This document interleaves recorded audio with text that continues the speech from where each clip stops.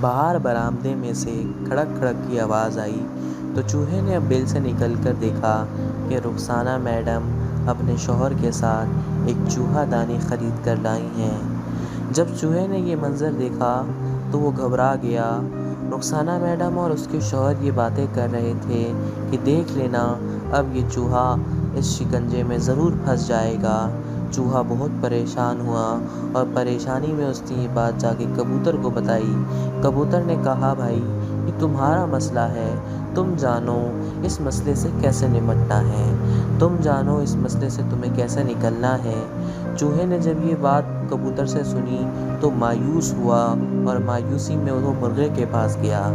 مرغے نے بھی اس کو یہی جواب دیا کہ بھائی جان یہ تیرا مسئلہ، تو جان میں کیا کر سکتا ہوں اس میں۔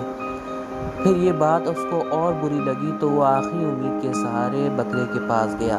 بکرے نے بھی کہا بھائی جان یہ تیرا مسئلہ، تو جان میں کیا کر سکتا ہوں اس میں، میری کوئی مجال نہیں کہ تیرے کام کر سکوں۔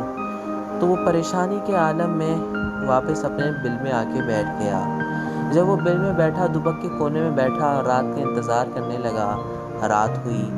رات ہوئی تو چوہے دانی میں سے کھڑک کی آواز آئی۔ چوہے دانی میں سے جب کھڑک کی آواز آئی تو گھر کی مالکن یعنی رخسانہ بیگم آ کے دیکھنے لگتی ہیں کہ کیا ہوا، کہیں چوہا پکڑا گیا۔ جب اس نے دیکھا کہ چوہا تو پکڑا نہیں گیا، ہاں البتہ ایک سانپ پکڑا گیا ہے اور اس سانپ نے بیگم رخسانہ کو ڈس لیا اور تو بیگم رخسانہ بیمار پڑ گئیں۔ جب بیمار پڑ گئیں تو ڈاکٹر نے ان کو کہا کہ اب آپ اسے کبوتر کا گوشت کھلائیے۔ جب کبوتر کا گوشت کھلانے کے لیے ڈاکٹر صاحب نے رخسانہ بیگم کو کہا تو رخسانہ بیگم کے گھر میں جو کبوتر تھا اس کی بلی چڑھ گئی تو یعنی کہ اب کبوتر کی خیر نہیں۔ جب کبوتر کی خیر نہیں اور کبوتر کا گوشت کا یخنی بنا کے پلا دی گئی تو لوگوں نے مہمان آئے جنہوں نے عیادت کرنی تھی تو مرغے کی بلی چلی، کیونکہ مرغے کا گوشت ان کو کھلانا پڑا مہمانوں کی ضیافت کے لیے۔ اسی طرح مرغا بھی قربان ہو گیا۔ اور پھر جب اس طرح کرتے کرتے وقت گزرتا رہا لیکن رخسانہ بیگم کی حالات طبیعت میں بہتری نہیں آئی اور اس طرح وہ خالق حقیقی سے جا ملی۔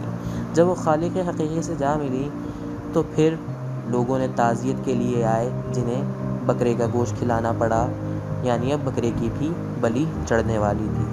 بکرے کی بھی بلی چڑھ گئی اور اس طرح کرتے کرتے وہ کبوتر، وہ مرغا اور وہ بکرا جس نے چوہے کو کہا تھا بھائی یہ تیرا مسئلہ ہے، تو جان میں کیا کر سکتا ہوں، چوہا تو بچ گیا لیکن وہ تینوں نہیں بچ پائے۔